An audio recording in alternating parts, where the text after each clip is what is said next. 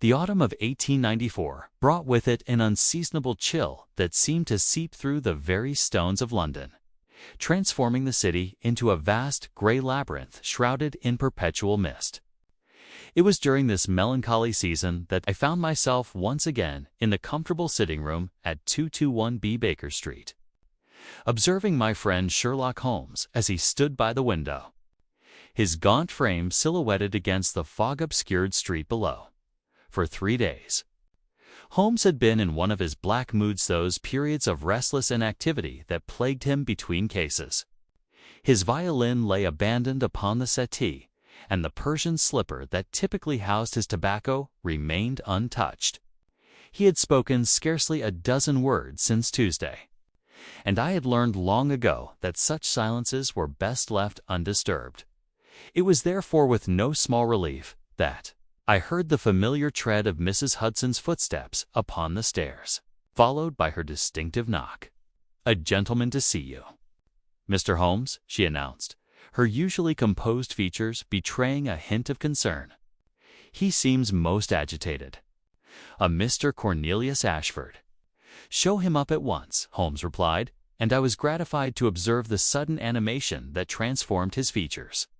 He straightened his dressing gown and moved toward the fireplace, with the predatory grace of a hunting cat sensing prey.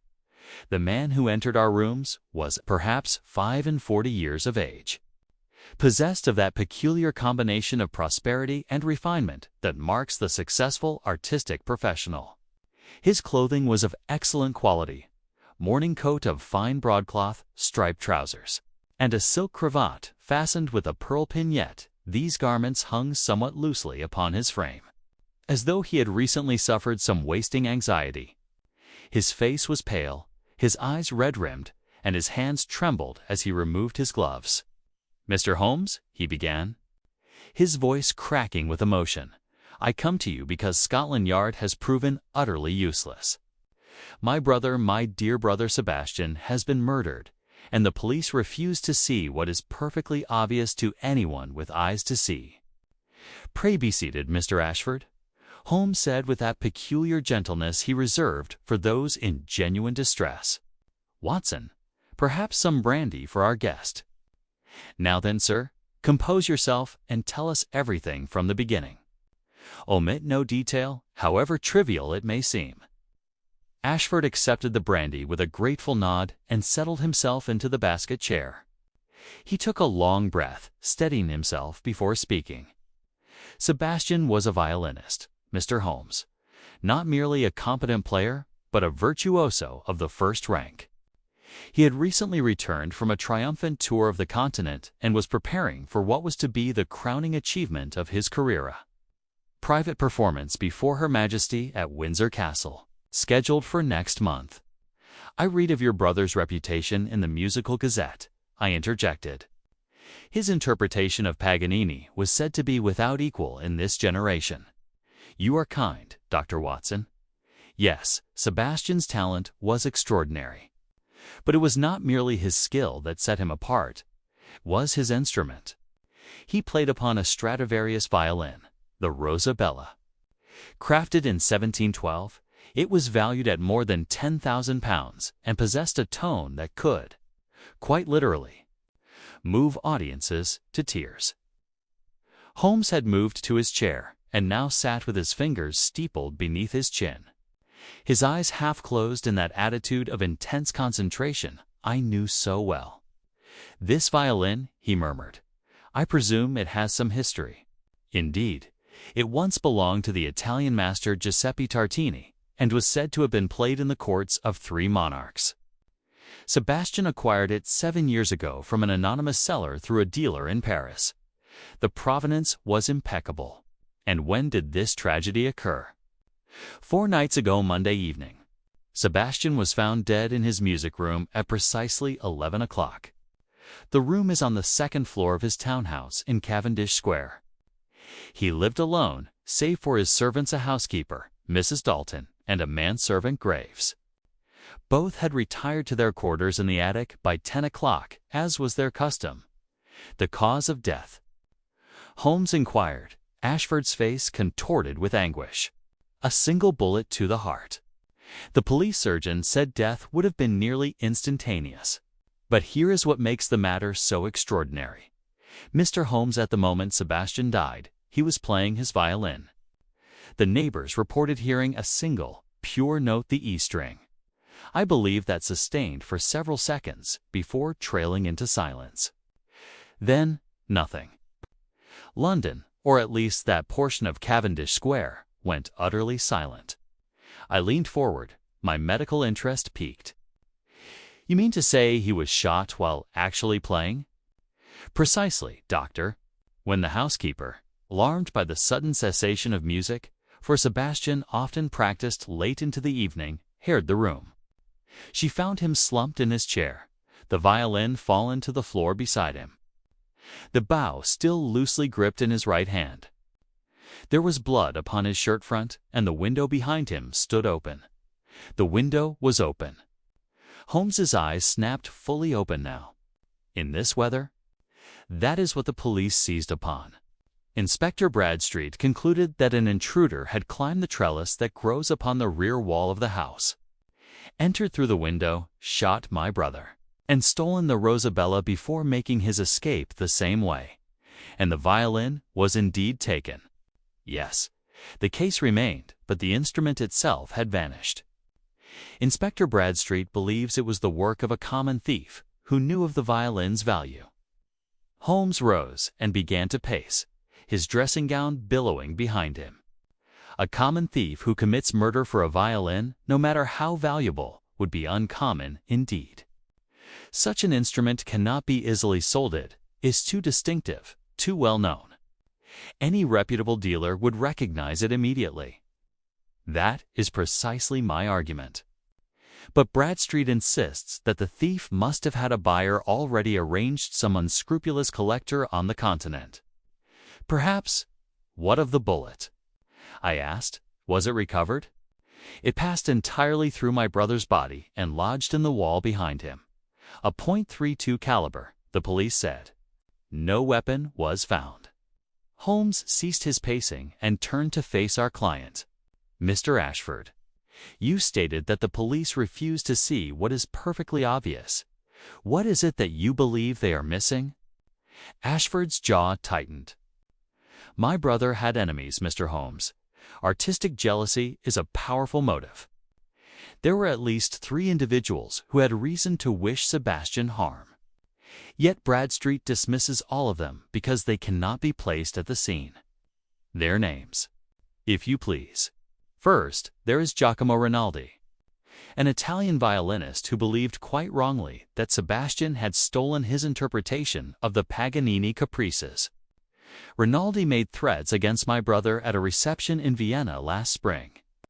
Several witnesses heard him say that Sebastian would pay for his theft with his life. Rather melodramatic, Holmes observed. Who else? Leopold Marsh, a violin dealer in Bloomsbury. Sebastian refused to sell the Rosabella to him, despite Marsh offering £12,000.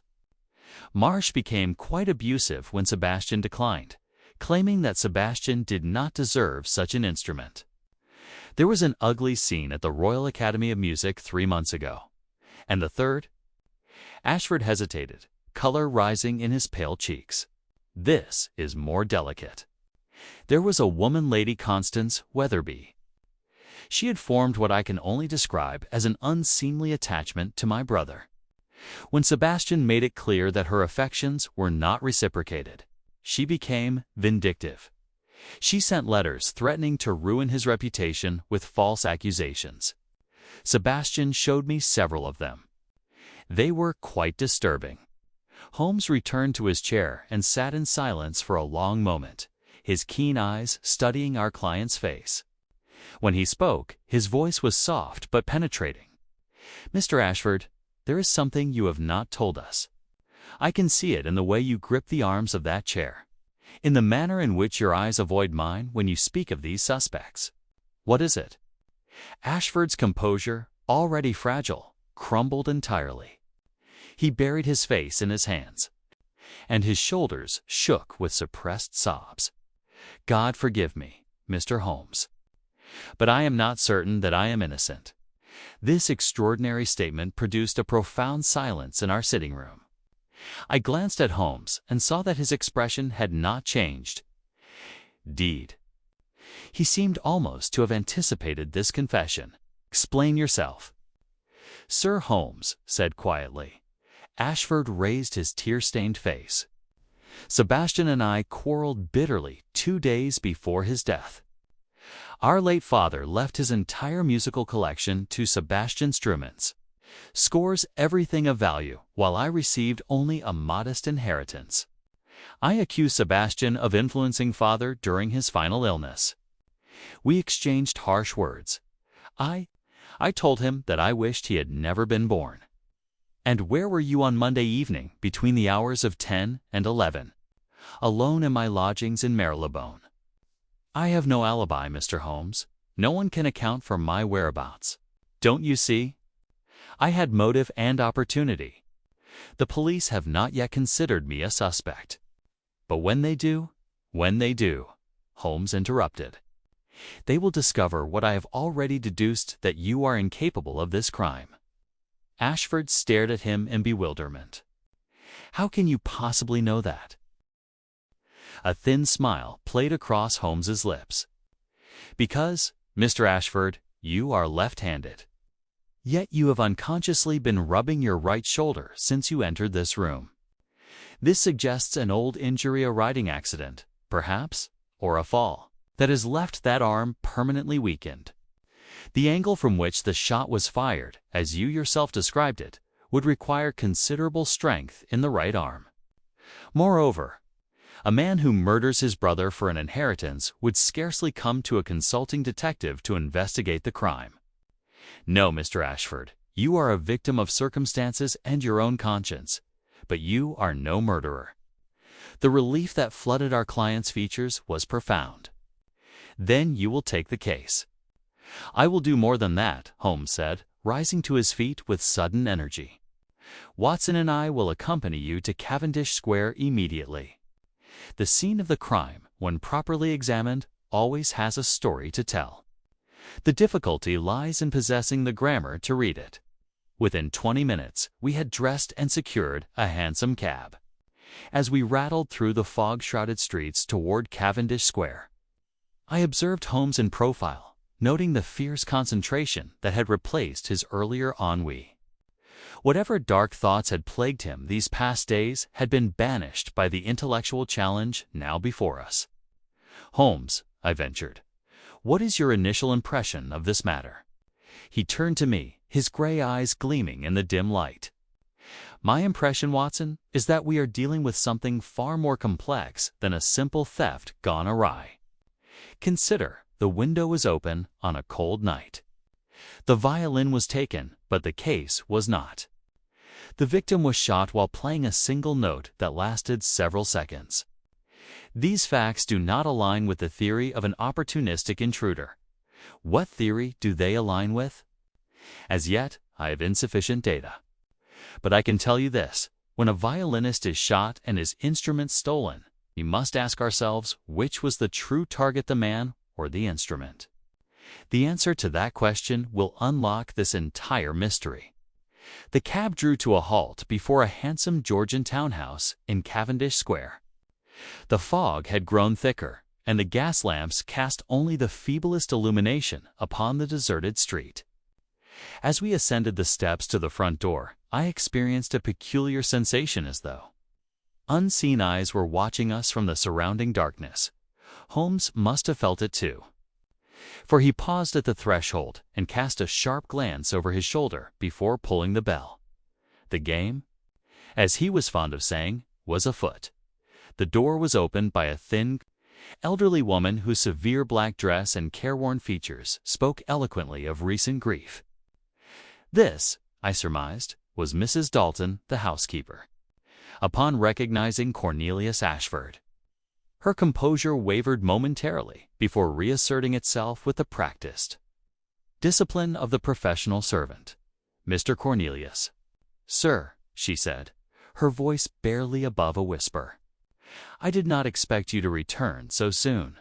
Mrs. Dalton, This is Mr. Sherlock Holmes and Dr. Watson. They have agreed to investigate my brother's death. Please show us to the music room." The housekeeper's eyes widened slightly at the mention of Holmes's name, and she stepped aside to admit us. The entrance hall was elegantly appointed, with polished mahogany paneling and a collection of framed musical manuscripts adorning the walls. A profound silence pervaded the house, as though the very building mourned its master's passing. We ascended the staircase, our footsteps muffled by a thick Turkish runner, and proceeded along a corridor to a door at the rear of the house. Mrs. Dalton produced a key from her chatelaine and unlocked it with trembling fingers. The police instructed me to keep this room secured, she explained. Nothing has been touched since they completed their examination yesterday morning. Holmes nodded curtly and pushed open the door. The music room was spacious and bathed in gray light from two tall windows that overlooked what I presumed to be a rear garden. The furnishings were sparse but refined. A music stand near the center of the room, a grand piano against one wall, and several chairs arranged as though for a small audience. Glass-fronted cabinets displayed an impressive collection of musical scores and memorabilia. But it was the chair positioned near the window that commanded our immediate attention. Upon its velvet cushion, now stained a dark russet brown, was the evidence of violence. Behind it, the cream-colored wallpaper bore a small, ragged hole at approximately shoulder height. Holmes stood motionless in the doorway for a full minute, his eyes moving systematically across every surface, every object. Then, without a word, he advanced into the room with the deliberate care of a man crossing a minefield. He knelt beside the stained chair, producing his magnifying lens from his waistcoat pocket, and examined the floor with minute attention. Watson observed the positioning of this chair. "Note its angle relative to the window." I moved closer and saw what he indicated. The chair faced not toward the window, as one might expect if the victim had been surprised by an intruder, but rather at an oblique angle, oriented toward the music stand. "He was playing," I said. "Just as Mr. Ashford described." "Precisely." And here, Holmes indicated a spot on the floor approximately 3 feet from the chair. "We have the impact point where the violin fell. You can see the faint scuff mark on the floorboard. The bow landed here, slightly closer to the chair, suggesting it was still held when the victim collapsed. Cornelius Ashford had remained in the doorway, his face ashen. I cannot bear to see it again. Mr. Holmes, if you require anything further from me, one question only. Mr. Ashford, did your brother customarily practice with the window open?" "Never. Sebastian was particular about temperature and humidity. He believed they affected the instrument's tone." Holmes rose and approached the window, which stood partially open as Ashford had described. He examined the frame carefully, then leaned out to inspect the exterior wall. When he withdrew, his expression was thoughtful. "Mrs. Dalton," he called, "I should like to speak with you and the manservant, Graves. Kindly wait for us in the drawing-room below." After they had departed, Holmes turned to me with barely suppressed excitement. "Watson, this grows more intriguing by the moment. Come, examine this window frame and tell me what you observe." I did as instructed, running my fingers along the painted wood. "It seems perfectly ordinary. The latch functions properly, and there are no marks to suggest forced entry." "Excellent. Now look at the trellis outside." I leaned out as Holmes had done. The trellis was an elaborate affair of whitewashed latticework, supporting a climbing rose that had mostly shed its leaves for the season. Several of the wooden slats appeared freshly broken, dangling at odd angles. "Someone climbed this recently," I said. "The police theory seems sound, does it? Look more closely at those broken slats, Watson. What is their condition?" I examined them again, this time more carefully. The wood appears weathered.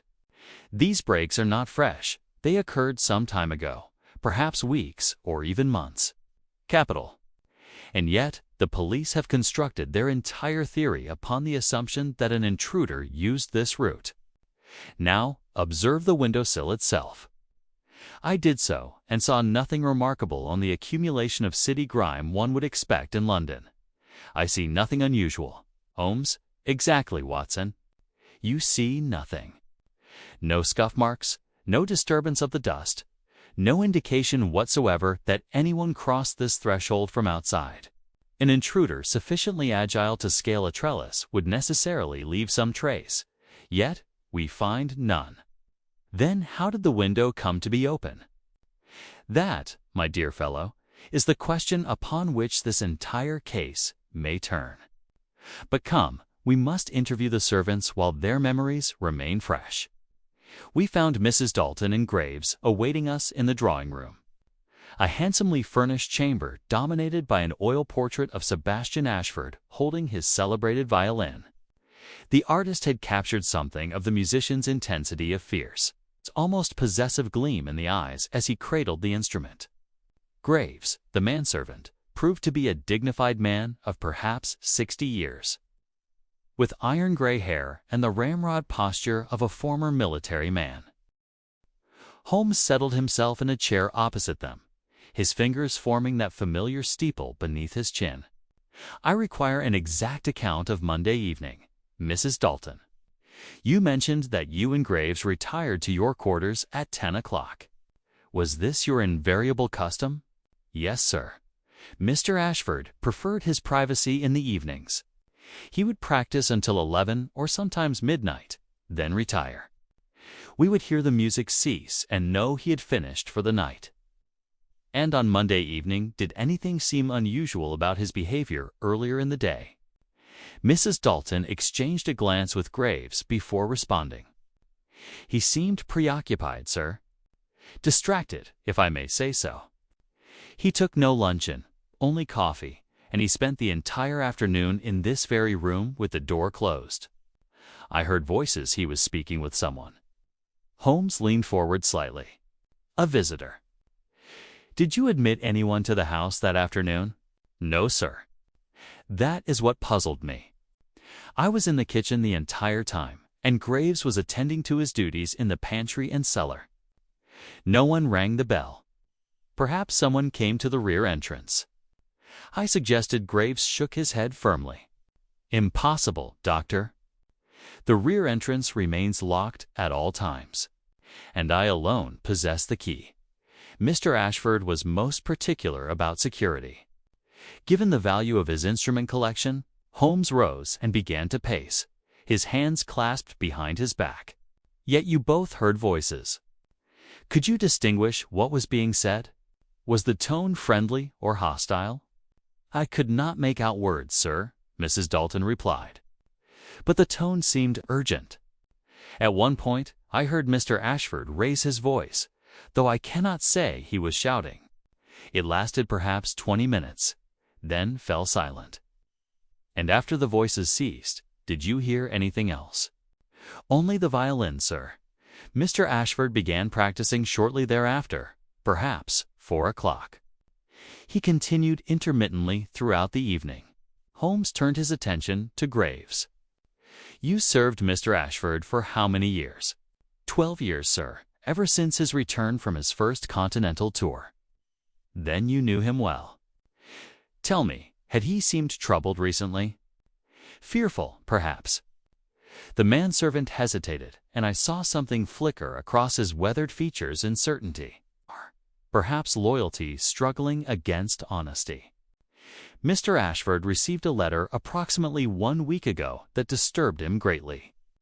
I observed him reading it in his study, and his hands were shaking. When he noticed my presence, he thrust the letter into his desk drawer and dismissed me rather abruptly. Did you see the letter's contents? No, sir. It would not have been proper. Of course not. But you are an observant man, Graves. Did you notice anything about the envelope? The handwriting, the postmark, the quality of the paper? A faint smile touched the servant's lips, acknowledging Holmes's perception. The envelope was of expensive manufacture, sir, cream-colored, with a watermark I could not quite distinguish. The handwriting was educated, refined, a woman's hand, I believe. There was no postmark, which suggests it was delivered by hand. Excellent. And this letter remains in the desk drawer. I cannot say, sir. The police examined the study but mentioned finding nothing of significance. Holmes's eyes narrowed dangerously. Inspector Bradstreet examined the study himself. No, sir. He delegated the task to Constable Withers, a young man who seemed more interested in the refreshments Mrs. Dalton provided than in conducting a thorough search. I see. Mrs. Dalton, one final question. When you discovered Mr. Ashford's body, you stated that the violin had fallen to the floor. Can you describe its exact position? The housekeeper's face paled at the memory. It was lying perhaps 3 feet from the chair, sir, with the neck pointing toward the piano. The bow was closer, near his hand. But the strangest thing, she paused, her voice faltering. Yes. Holmes prompted gently. The E string, sir. It was broken. Snapped clean through. I noticed it particularly because Mr. Ashford always maintained his instrument in perfect condition. He would never have played with a broken string. Holmes became very still, and I recognized the expression that came over his face, that peculiar intensity that signified a sudden connection forming in his extraordinary mind. He said nothing for a long moment, then rose abruptly. Thank you both. You have been most helpful. Watson, we must examine the study immediately. Mr. Ashford, if you would be so kind as to accompany us? As we left the drawing room, I ventured quietly. Holmes, what significance does a broken string hold? Perhaps everything, Watson, he murmured. Perhaps everything. Sebastian Ashford's study was a sanctuary of refined taste and scholarly pursuit. Floor-to-ceiling bookshelves housed volumes on music theory, biographies of composers, and collections of rare manuscripts. A mahogany desk occupied the space before the window, its leather surface meticulously organized with correspondence trays, an inkwell of cut crystal, and a silver letter opener. Holmes approached it with the focused intensity of a bloodhound following a scent. Mr. Ashford, did your brother keep a journal or diary? Holmes inquired, already examining the desk drawers with swift, practiced movements. He kept a professional diary, recording performances, practice schedules, and business appointments. Nothing personal, if that is what you mean. Holmes extracted a leather-bound volume from the center drawer and leafed through its pages.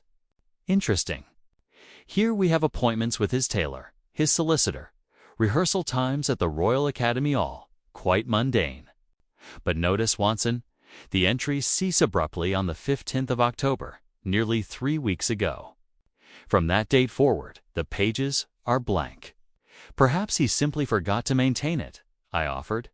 Sebastian was a man of rigorous habits, as evidenced by everything we have observed. Such individuals do not simply forget routine tasks. No, something occurred on or about the 15th of October that disrupted his normal patterns. Holmes continued his examination, removing papers, examining them briefly, and replacing them with meticulous care. His hands moved to a lower drawer, which he found locked. Double quotes, Mr. Ashford. Do you have access to your brother's keys? Cornelius produced a ring of keys from his pocket. The police returned these to me. I believe this smaller brass one opens the desk drawers. Holmes accepted the keys and unlocked the drawer. Inside lay a bundle of letters tied with black ribbon, several financial documents, and a small wooden box inlaid with mother-of-pearl. Holmes first examined the letters, his eyes scanning each page with remarkable speed. Most appeared to be professional correspondence contracts for performances, letters from concert promoters, communications from his solicitor regarding the upcoming royal performance. But one letter, written on the expensive cream-colored paper Graves had described, caused Holmes to pause. He read it twice, his face betraying no emotion, then handed it to me without comment. The handwriting was indeed feminine, elegant but marked by an underlying agitation that manifested in occasional irregularities of pressure and spacing. It read, Sebastian, Your continued silence is insupportable.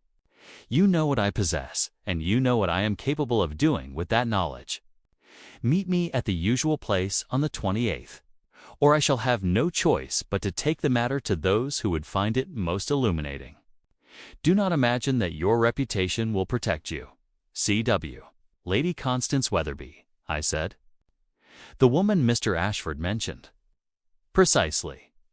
And note the date, the 28th of October. That was this past Monday, the very day of the murder.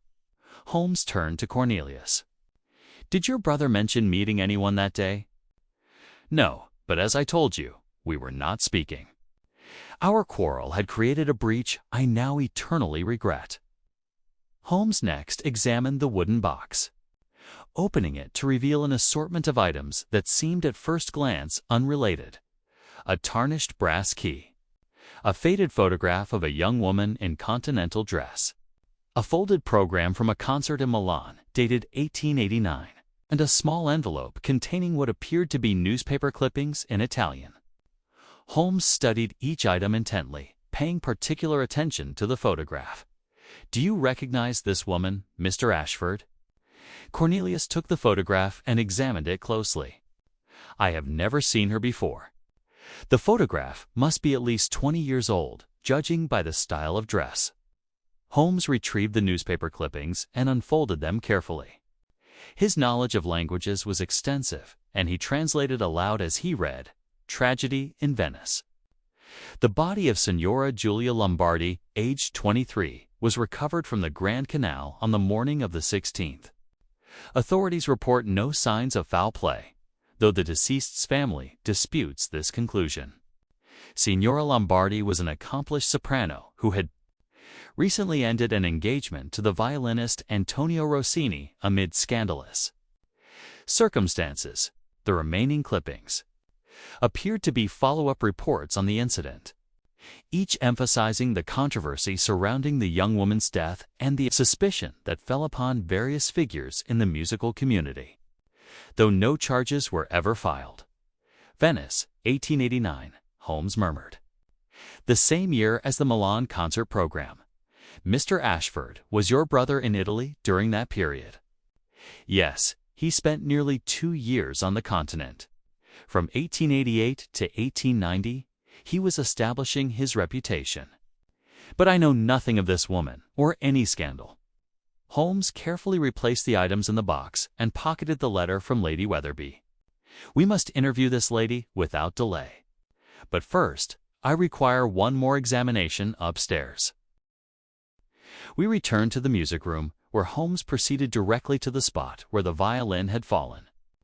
He knelt and produced his lens once more, examining the floorboards with such intensity that several minutes passed in complete silence. Finally, he straightened and moved to the music stand, upon which rested several sheets of manuscript paper covered with musical notation. Watson, what do you make of these? I examined the pages. They appear to be practice exercises, scales, arpeggios, technical passages. Look at the final page. I did so, and saw that the musical notation became increasingly erratic toward the bottom of the sheet.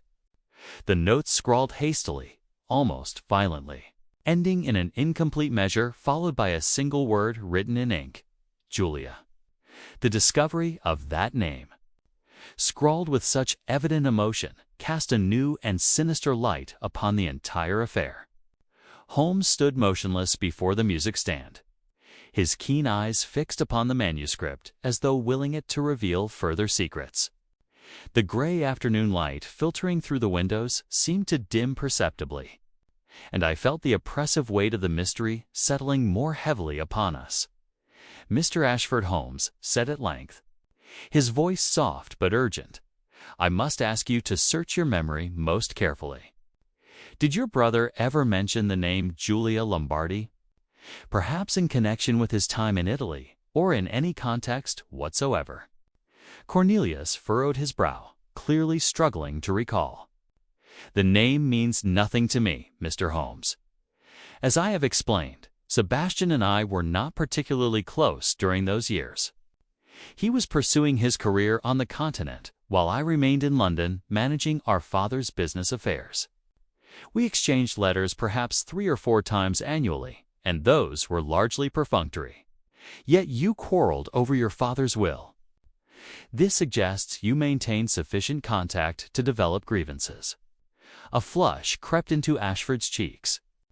That came later, after father's death 2 years ago. Sebastian returned to London permanently in 1890 and gradually insinuated himself into father's good graces. I watched helplessly as father's affection and his material legacy shifted entirely toward my younger brother. Holmes turned from the music stand and fixed Ashford with a penetrating gaze. "You harbor resentment still. That is natural and human. But I must have complete honesty from you, sir. Is there anything else regarding your brother's past that you have withheld? Any scandal, any suggestion of impropriety that might illuminate our present darkness?" "I swear to you, Mr. Holmes, I know of nothing." Sebastian guarded his privacy zealously. Even our father knew little of his continental years beyond the professional triumphs he celebrated in his letters home.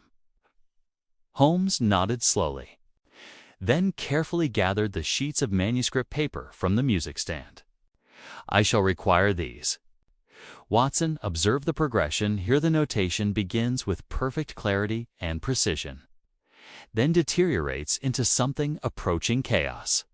What does this suggest to you?" I studied the papers again with fresh attention.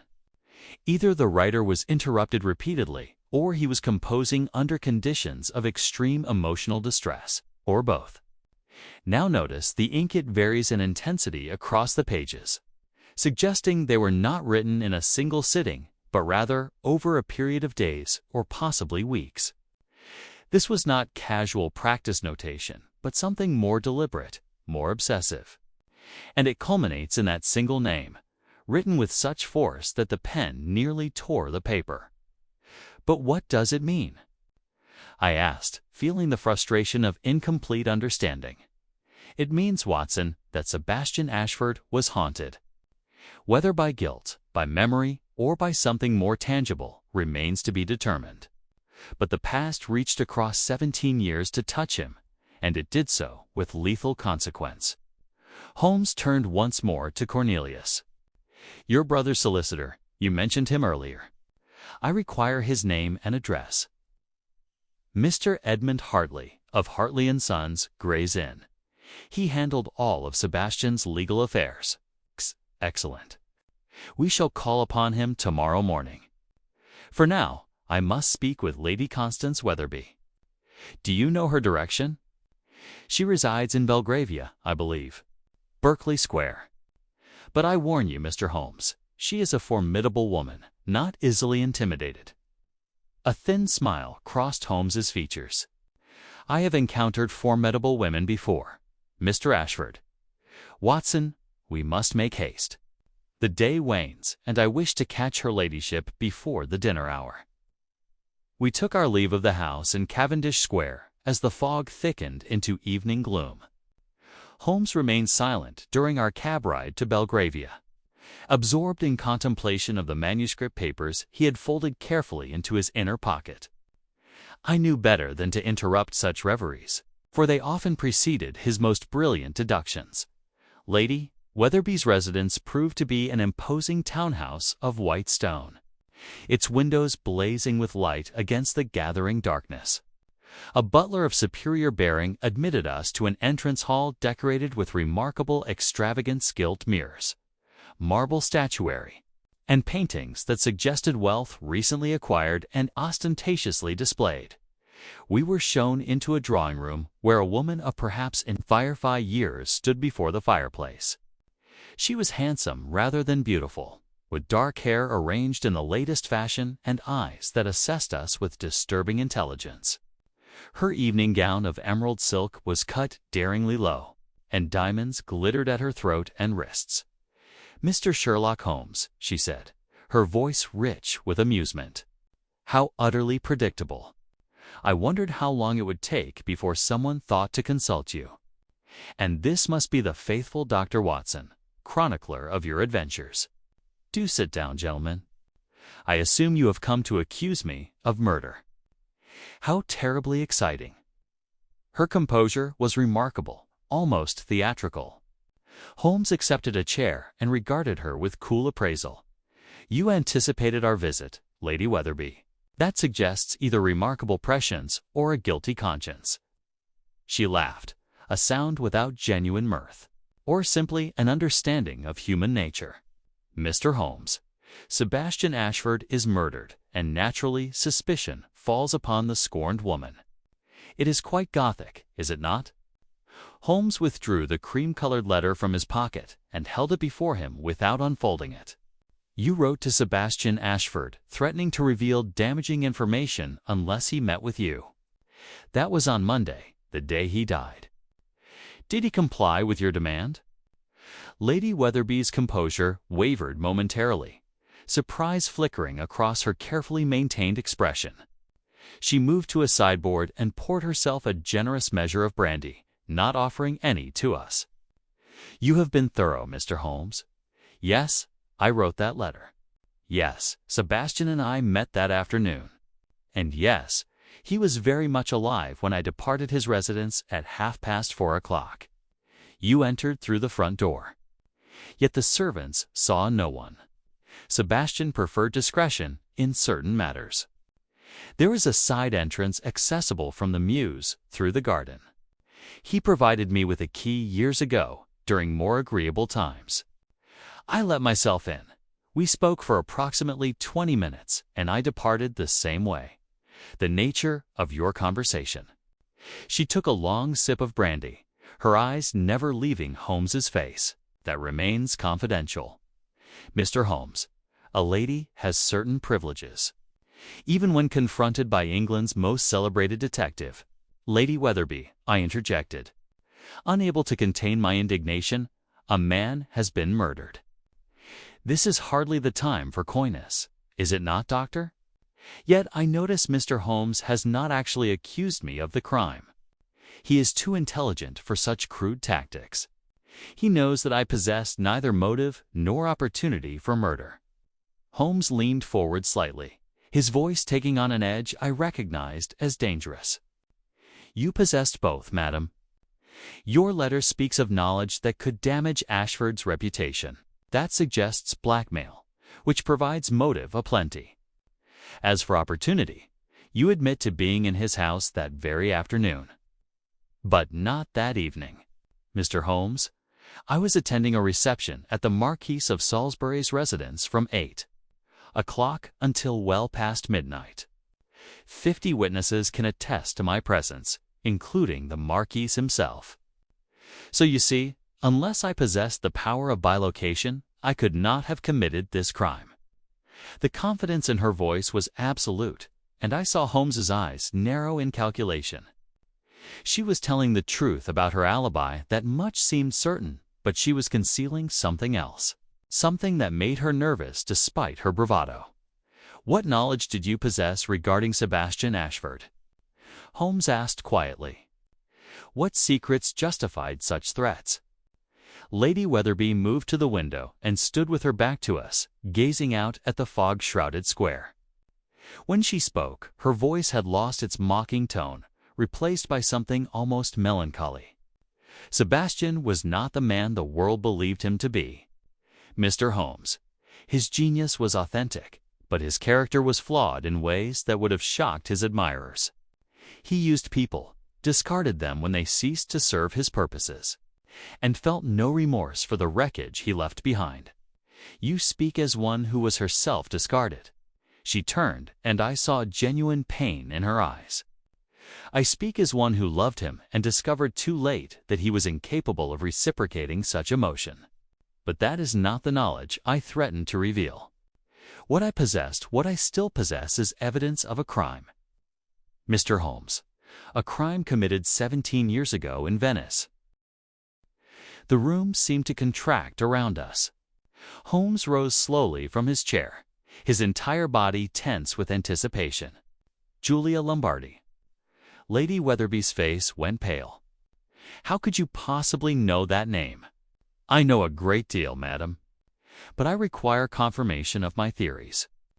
Tell me everything you know of Julia Lombardi's death." She returned to the sideboard and refilled her glass with trembling hands. "I discovered letters, Mr. Holmes, letters hidden in Sebastian's study, written in Italian.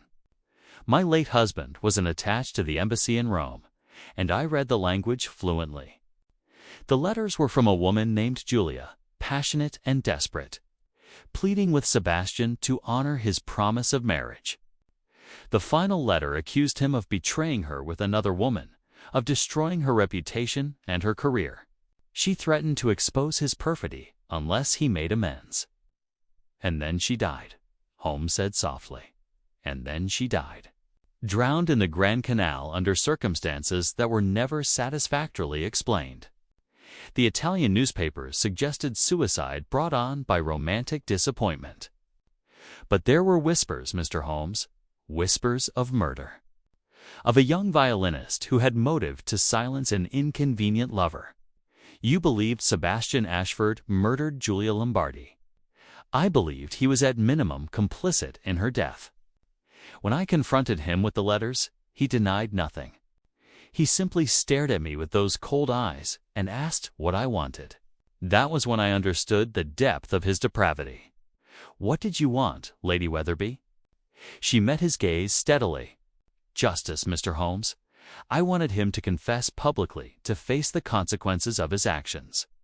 I wanted the world to see him as he truly was." Holmes remained standing, his profile sharp against the firelight, absorbing Lady Weatherby's revelation with that peculiar stillness that indicated his mind was racing through possibilities at extraordinary speed. I found myself studying the woman before us, trying to reconcile her evident sincerity with the calculated threat contained in her letter. "These letters from Julia Lombardi," Holmes said at length, "where are they now?" Lady Weatherby hesitated, then moved to a Chinese lacquered cabinet in the corner of the room. She withdrew a small bundle wrapped in tissue paper and handed it to Holmes. "I retained them as insurance against Sebastian's vengeance. He was a vindictive man when crossed, Mr. Holmes. These letters were my protection." Holmes unwrapped the bundle carefully, revealing perhaps a dozen letters written on thin paper in faded ink. He examined several, his knowledge of Italian allowing him to read them as easily as English. His face betrayed nothing, but I observed his fingers tighten almost imperceptibly on the pages. "These are indeed written by a woman in considerable distress," he said finally, "but they prove nothing regarding Ashford's guilt in her death. Circumstantial evidence at best, insufficient for any legal proceeding. Perhaps legally insufficient, Mr. Holmes, but devastating to his reputation nonetheless. The scandal alone would have destroyed him. The royal performance would have been cancelled, his engagements withdrawn. In the world of classical music, reputation is everything. Yet you did not carry through with your threat." "Why?" She returned to her position by the fireplace, her expression troubled. "Our conversation on Monday changed my perspective. Sebastian told me something that gave me pause, something that suggested matters were more complex than I had imagined." "What did he tell you?" "He said that Julia's death had haunted him for 17 years, that not a day passed without him thinking of her. He claimed he was innocent of causing her death, but that he bore responsibility for circumstances that drove her to despair. He begged me to give him time to make amends, to set right old wrongs before facing public judgment. And you believed him?" "I wanted to believe him, Mr. Holmes. For all his faults, Sebastian could be extraordinarily persuasive when he chose. He promised me that after his performance before the Queen, he would make a full confession. He would donate the proceeds from the sale of his Stradivarius to Julia's family in Italy, and he would retire from public life. I granted him that reprieve." Holmes carefully rewrapped the letters and placed them in his pocket. "I shall require these as evidence. Tell me, during your meeting with Ashford, did you observe anything unusual about his demeanor? Did he seem frightened, perhaps expecting some other visitor?" Lady Weatherby considered this carefully. "He was agitated, certainly, but I attributed that to our confrontation." He kept glancing at the clock, as though conscious of time passing. And yes, now that you mention it, he did seem to be listening for something footsteps, perhaps, or a knock at the door. Did he mention any other appointments that day? No, but he was anxious for me to depart. He hurried me out through the garden entrance and locked the door behind me with evident relief. Holmes turned to face her directly, his gray eyes searching her face. "Lady Weatherby, I believe you are still withholding something. What else occurred during that meeting?" She wavered, her earlier confidence crumbling. "There was one other thing. As I was leaving, I saw a man standing in the shadow of the garden wall. He was watching the house intently. I could not see his features clearly in the afternoon gloom, but his posture suggested he was waiting for something or someone. Describe him: tall, perhaps 6 feet. Well-dressed, wearing a dark overcoat and a hat pulled low over his face. He carried a walking stick, I think, though I cannot be certain. When he realized I had seen him, he turned and disappeared into the mews. You did not mention this to the police?" "I did not wish to involve myself in the investigation. My reputation has suffered enough scandal, Mr. Holmes. I hoped the matter would resolve itself without my testimony." Holmes's expression hardened. "A man is murdered, and you conceal evidence that might identify his killer. Your concern for reputation borders on criminal negligence, madame." She flinched at the rebuke, but lifted her chin defiantly. "Judge me as you will, Mr. Holmes. I have told you everything now. What more do you require of me?" "The exact time you saw this man in the garden, 4:30, as I said. Perhaps a few minutes later." Holmes nodded curtly and moved toward the door. "You will make yourself available for further questioning. Watson, come. We have wasted enough time here." As we descended the steps to the street, I ventured, "Holmes, do you believe her account?" "I believe she has told us most of the truth, with careful omissions designed to protect herself. But she has provided one invaluable piece of information: confirmation that Sebastian Ashford was under surveillance on the day of his death. Someone was watching the house, waiting for the opportune moment. One of the suspects Mr. Ashford mentioned. Rinaldi, perhaps, or Marsh the dealer. Perhaps, Watson. Or perhaps someone entirely unexpected, someone connected to events in Venice 17 years ago." We returned to Baker Street as the clock struck 8. Both of us cold and weary from our investigations. Mrs. Hudson had thoughtfully prepared a substantial supper, which we consumed largely in silence, Holmes being preoccupied with arranging and rearranging the various pieces of evidence we had accumulated. The letters from Julia Lombardi lay spread upon the table, alongside the manuscript papers from Sebastian, Ashford's music room, and the threatening note from Lady Weatherby. After the meal, Holmes drew his chair close to the fire and lit his pipe. That sure sign that he was entering one of his periods of intense cerebration. I took up the evening newspapers, noting with some satisfaction that the Ashford case had not yet attracted the attention of the sensationalist press. The Times carried only a brief notice of the violinist's death, attributing it to a robbery gone awry. Watson, Holmes said suddenly, breaking nearly an hour of silence, "What is your assessment of Lady Weatherby's character?" I considered the question carefully. She strikes me as a woman of strong passions, capable of vindictiveness when wounded. Yet I believe she spoke truthfully about her alibi. The Marquis of Salisbury is hardly a man to provide false testimony. Agreed? Her alibi is unassailable, which eliminates her as the actual murderer. But she may yet be an accomplice, wittingly or unwittingly. Consider the timeline. She departs Ashford's house at 4:30, having threatened him with exposure. She observes a mysterious figure watching the house. Some 6.5 hours later, Ashford is shot dead while playing his violin. You believe the man in the garden returned later to commit the murder. It is a reasonable hypothesis. But why wait? Why not strike immediately while Ashford was alone and vulnerable? What changed between 4:30 and 11 o'clock that made murder necessary? I had no answer to this, and Holmes seemed to expect none. He rose and began that restless pacing which characterized his most productive thinking. Let us examine what we know with certainty. Sebastian Ashford was shot while playing his violin. The E string was broken. Mrs. Dalton specifically noted this. The window was open despite Ashford's customary practice of keeping it closed. The Rosabella was stolen, but its case was left behind. These are facts, Watson. What story do they tell? That the murderer valued the instrument more than concerns about detection. He opened the window to provide a false explanation for his entry and exit. But we have established that no one climbed the trellis. The dust on the windowsill was undisturbed. Therefore, the window was opened from inside the room. By whom?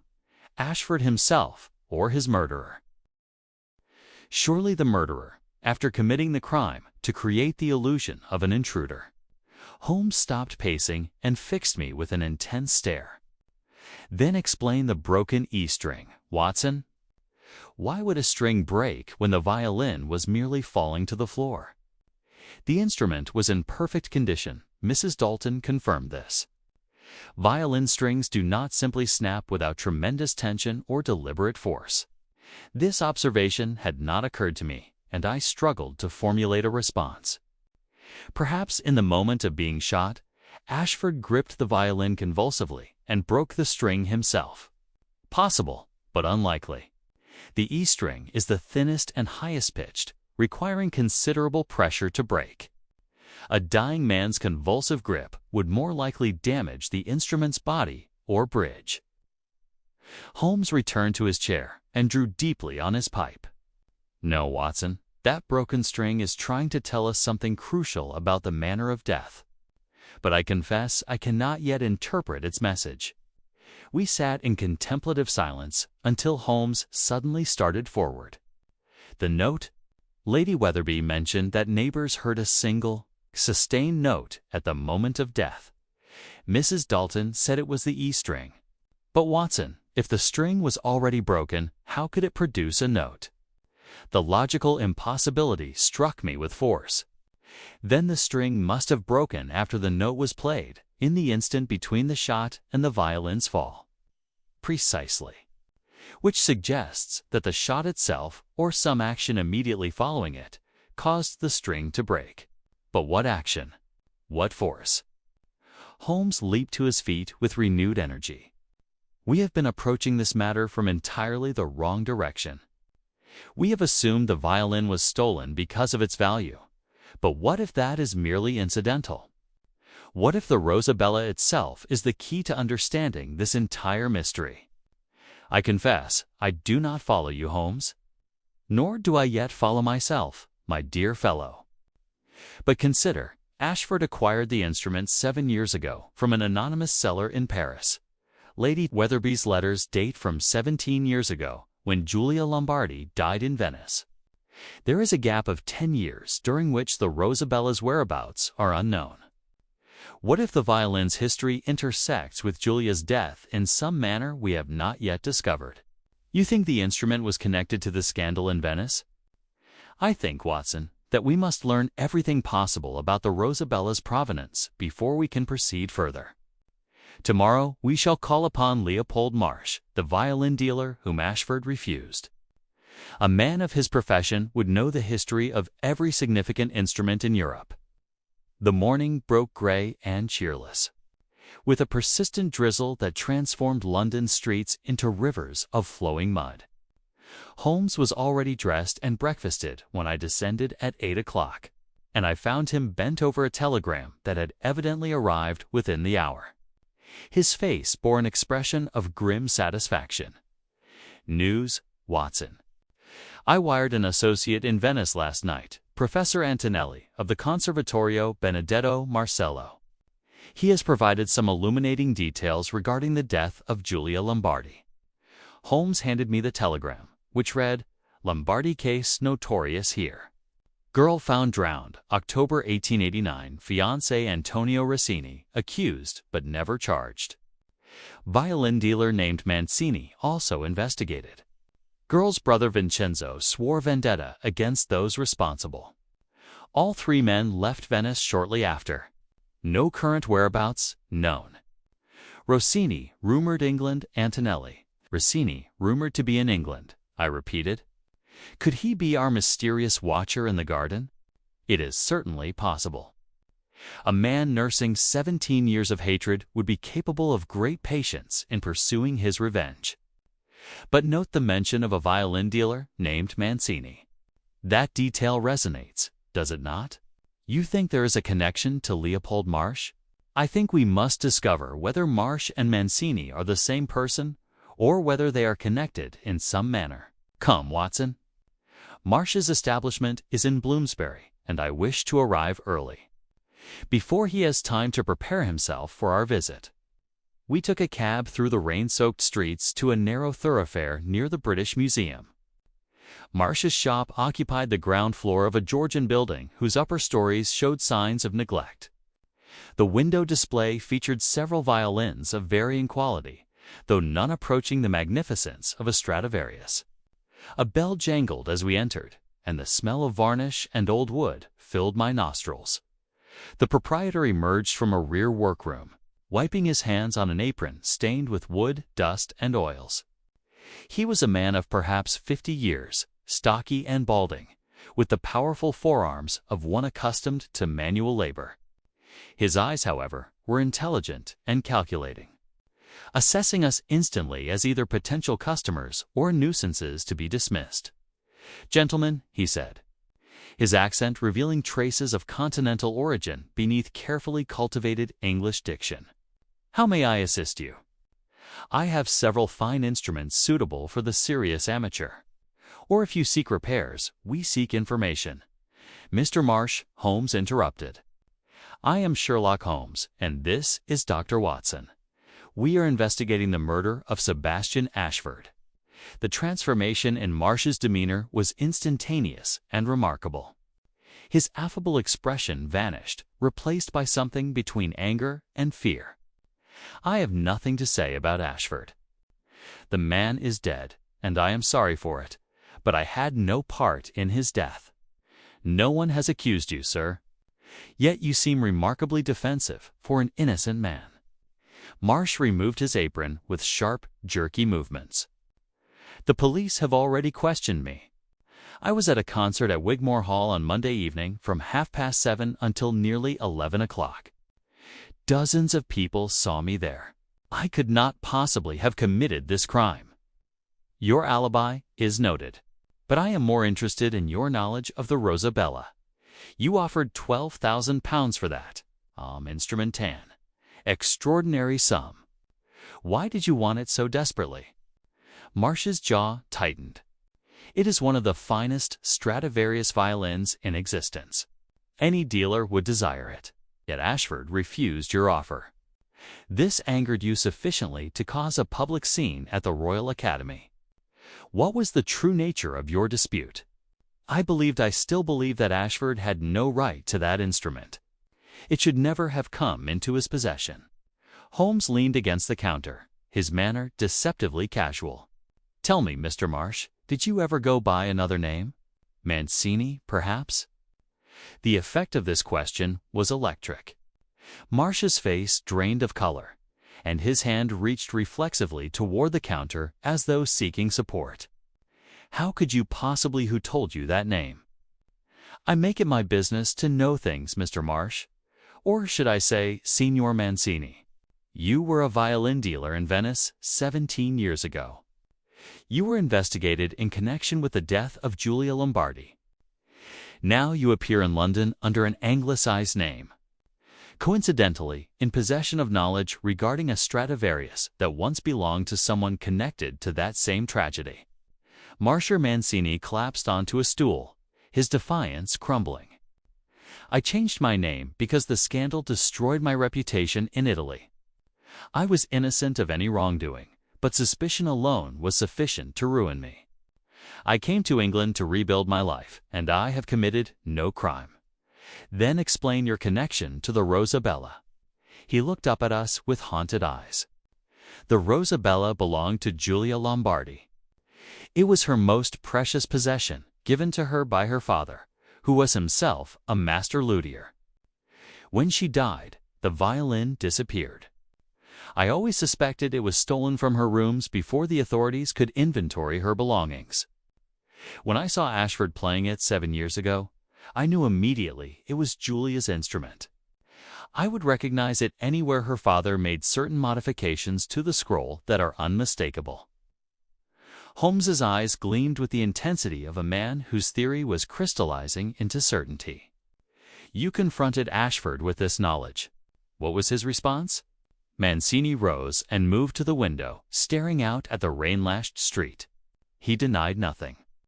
He simply said that the violin was legally his, purchased through proper channels in Paris, and that I could prove nothing to the contrary. He was correct, of course.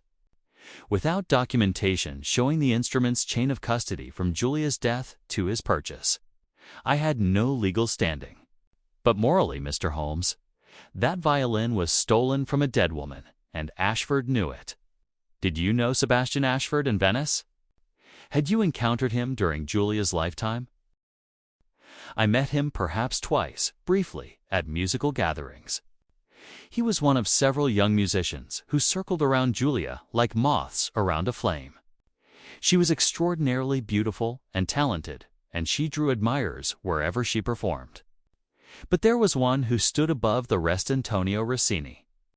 They were engaged to be married. Until the engagement was broken amid scandal, Holmes prompted. Mancini nodded slowly. Julia discovered that Antonio had been unfaithful with another woman. She was devastated and broke the engagement publicly, humiliating him before Venetian society. Antonio was furious, making threats against her, accusing her of destroying his reputation. Within a week, she was dead. Yet Antonio was never charged with her murder. There was insufficient evidence. Julia was last seen alive on the evening of October 14th, leaving the Teatro La Fenice after a rehearsal. Her body was found the following morning in the canal near the Rialto Bridge. The authorities concluded she had taken her own life out of romantic despair. But those who knew her rejected this explanation. Julia was not the type to surrender to despair. She was strong, determined, passionate about life and music. Who was the woman with whom Rossini was unfaithful? I asked, though I suspected I already knew the answer. That was never publicly confirmed, but rumors pointed to an English soprano who was visiting Venice that season. Lady Constance Hartwell, as she was then known, before her marriage to Lord Wetherby. The pieces were arranging themselves with dreadful clarity. Holmes extracted his notebook and consulted several pages of his precise handwriting. So we have Antonio Rossini, betrayed and humiliated, who may have murdered Julia in revenge. We have Lady Wetherby, the woman who caused the broken engagement. We have Sebastian Ashford, who somehow acquired Julia's stolen violin and profited from it for years. And we have you, Signor Mancini, who recognized the instrument and sought to reclaim it. I sought only to return it to Julia's family, to give them some measure of justice, Mancini protested. Her brother Vincenzo swore he would find whoever stole that violin and killed his sister. I corresponded with him for years, trying to trace the instrument's whereabouts. When I finally located it in Ashford's possession, I wrote to Vincenzo immediately. Holmes became very still. When did you send this letter? 3 weeks ago, perhaps a bit longer? I received no reply, but that was not unusual. Vincenzo's letters had become increasingly infrequent over the years. Describe Vincenzo Lombardi's appearance. Mancini closed his eyes, summoning the memory. Tall, perhaps 6 feet. Dark hair and eyes, as all the Lombardis had. He would be 40 years old now, I suppose. He had a distinctive scar on his left hand from an accident in his father's workshop, and his profession. He was trained as a luthier like his father, skilled in the craft of violin making and repair. But after Julia's death, he abandoned the trade. The last I heard, he had become a merchant of some kind, traveling throughout Europe. Holmes sprang to his feet with such sudden energy that both Mancini and I started in surprise. "Watson, we must return to Baker Street immediately. Mancini, you will remain available for further questioning. If Vincenzo Lombardi contacts you, you will notify me at once. Is that understood?" "Yes, but I don't see the broken E string, Watson," Holmes exclaimed as we rushed toward the door. "Why did I not see it sooner?" A luthier would know precisely how to break a violin string under tension, would know the exact amount of force required. And who better to steal a Stradivarius than someone trained in the art of violin making? Someone who would recognize instantly its true value and know how to transport it safely. We hailed a cab, and Holmes urged the driver to make all possible haste. As we careened through the wet streets, I ventured, "You believe Vincenzo Lombardi is our murderer?" "I believe he is the man Lady Weatherby saw watching the house. I believe he received Mancini's letter revealing that Ashford possessed his sister's stolen violin. And I believe he came to London to exact the vengeance he swore 17 years ago. But Watson, there is something more. Something that troubles me deeply about the manner of death. Why shoot Ashford while he was playing? Why the elaborate staging with the open window? There is a message in this murder, a symbolism I am only beginning to comprehend.